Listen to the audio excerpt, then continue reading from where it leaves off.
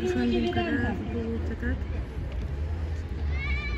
Бул жакта менин жолдошум ойноп жүрөт, ошону көргөнү келдим бүгүн.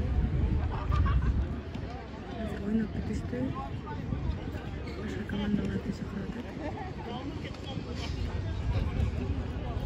Бул жакта башкалар ойноп жатат. Бул жакта көрүүчүлөр жана эс алып аткан футболчулар. Бул жакта иностранец берген.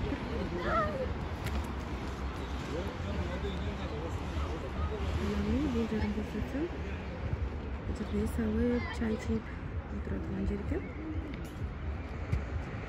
Бүгүн Бишкекте аба ырайы салкын.